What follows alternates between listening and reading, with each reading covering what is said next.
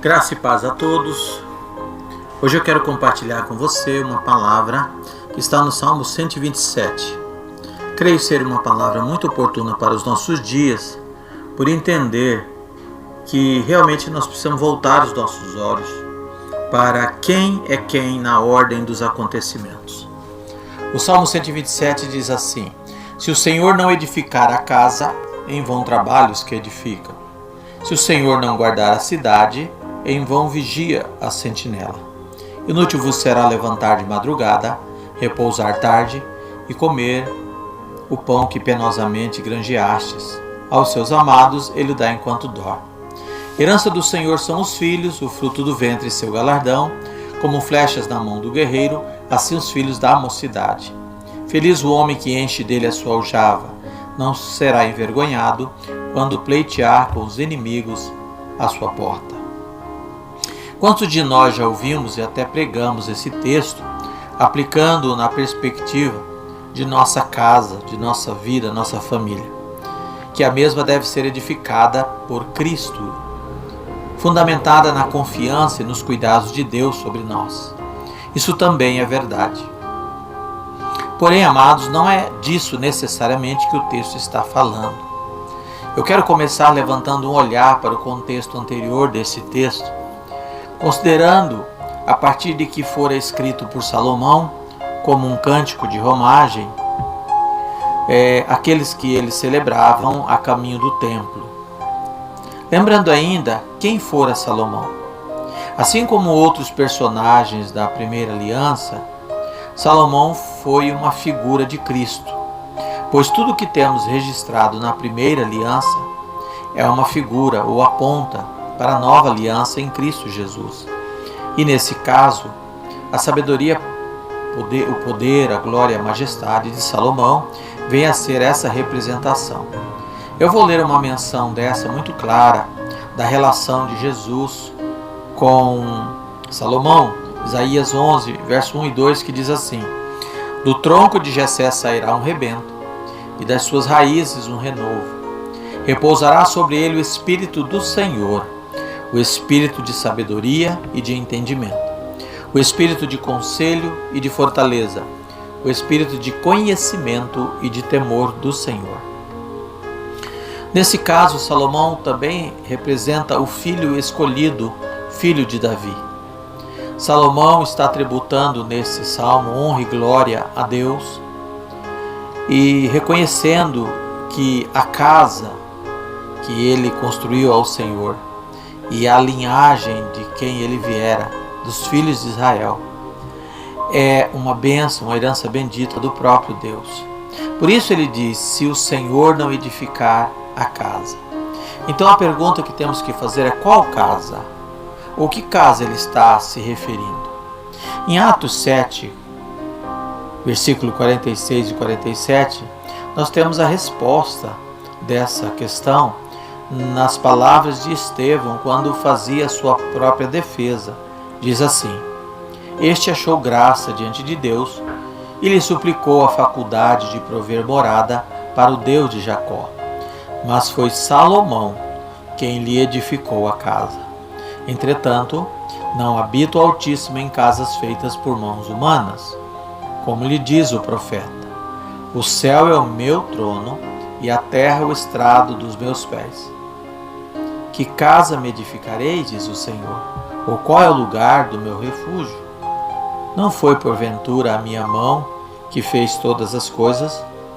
Então aqui Estevão está se referindo a Davi, que suplicou e almejou construir o templo, porém Deus deu esse privilégio, essa honra a Salomão, seu filho, pois Davi tinha suas mãos sujas de sangue, segundo a história bíblica. Então Salomão se sentia honrado e grato por ser instrumento de Deus na construção do templo. Mas esse templo é um protótipo. Atos esclarece que aquele templo, que tomou o lugar de Deus no coração dos judeus, se tornou um lugar de idolatria, e o próprio Deus, em Jesus, aliás, veio dizer isso no Evangelho de João, capítulo 2, versículo 19, quando ele diz: o Senhor destruiu esse templo. No Evangelho de Marcos, nós temos a narrativa desse texto na perspectiva dos discípulos, que diz assim: nós o ouvimos declarar, Marcos 14, eu destruirei este santuário edificado por mãos humanas, e em 3 dias construirei outro, não por mãos humanas. Na realidade, esse templo, também chamado de Casa de Deus, já estava se referindo a mim e a você. É o que diz o apóstolo Paulo na primeira epístola aos Coríntios, capítulo 3, 16: não sabeis vós que sois santuários de Deus e que o Espírito de Deus habita em vós? O edifício inteiro, bem ajustado, cresce para ser um templo santo do Senhor. Em 1 Coríntios 6, 19, ele diz: acaso não sabeis que o vosso corpo é santuário do Espírito Santo e que está em vós, o qual tendes a parte de Deus, e que não sois de vós mesmos, porque fostes comprado por preço? Agora, pois, glorificai a Deus no vosso corpo. E Hebreus 3, 6 diz: Cristo, porém, como Filho em sua casa, a qual somos nós, se guardarmos firmes até o fim a ousadia e a exultação da esperança. Então, amados, quando nós cantamos aquela música da Casa Worship, essa casa é sua, está certo, está absolutamente certo. É uma música maravilhosa que diz assim: você é bem-vindo aqui, a casa é sua, pode entrar, me esvazio de mim, sopra o teu vento, toma o teu trono, vem reinar, nós queremos te ouvir. Esta casa é sua, nós deixamos ela para você. Essa casa é sua, nós deixamos ela para você. Apareça, que o teu nome cresça, enche esse lugar, enche esse lugar. Mas nós temos que então entender que casa é essa. Essa casa é a nossa própria vida, o nosso corpo, que se tornou esse santuário construído por não por mãos humanas, mas pelo próprio Deus. Ainda no primeiro verso diz: se o Senhor não guardar a cidade. Que cidade é essa que Salomão está se referindo? Primeiro, como figura, a Jerusalém. Israel tinha plena consciência que o Senhor os guardava.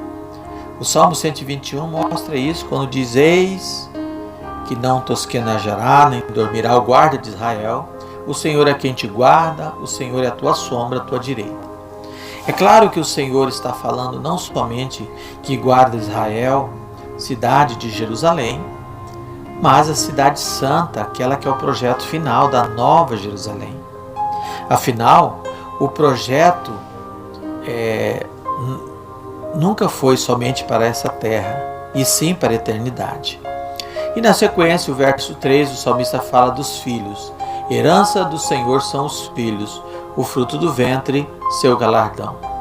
O salmista estava falando de Jesus, o qual ele prefigurava, aquele a quem o Pai diz: este é o meu Filho amado. Alguém poderia lembrar: mas e nós fomos formados nele, diz as Escrituras. Efésios diz: pois somos feitura dele, criado em Cristo Jesus para as boas obras, as quais Deus de antemão preparou para que andássemos nela. Herança do Senhor são os filhos, ou seja, todo esse investimento, cuidado na história só tem um sentido, porque é para os filhos. Aquela promessa feita a Abraão em Gênesis 12, que daria herdeiros sobre toda a face da terra. Herança do Senhor significa o que é gerado e também o que foi dado por direito em Cristo Jesus, a filiação. Esse é o nosso maior benefício, o de ser feitos filhos de Deus em Cristo Jesus. É o que diz a parábola do filho pródigo. Assim confirmado em João 14, ocasião em que Jesus conforta e consola seus discípulos quanto à ocasião da sua ascensão. E Atos 13, 23 diz: da descendência deste, conforme a promessa, trouxe Deus a Israel os Salvador, que é Jesus. E o 13:32 diz: nós vos anunciamos o evangelho da promessa feita a nossos pais, como Deus a cumpriu plenamente a nós, seus filhos, ressuscitando a Jesus, como também está escrito no Salmo: tu és o meu filho, eu hoje te gerei. Portanto, amados, creio ser oportuna essa palavra, porque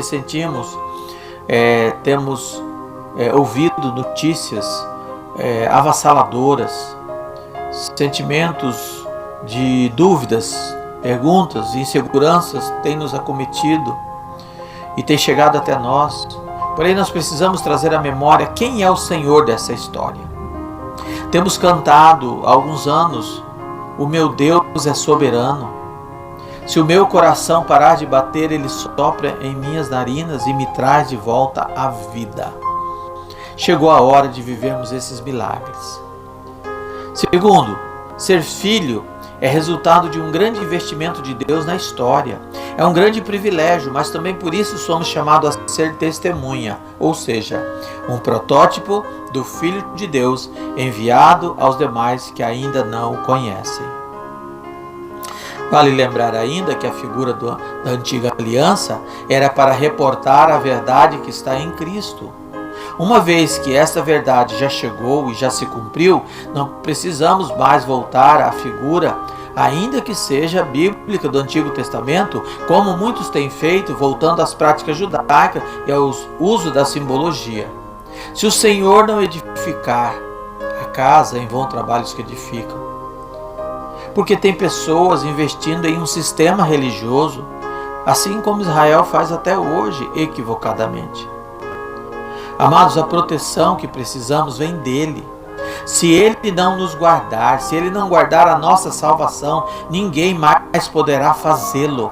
Essa proteção que precisamos está dentro de nós, para aqueles que creem. Por isso, 1 de João 4,4 diz: filhinho, vós sois de Deus e tendes vencido os falsos profetas, porque maior é o que está em vós do que aquele que está no mundo. Que Deus nos conforte nesses dias chamados dias de tribulação. Fraternalmente em Cristo, Pastor Ian.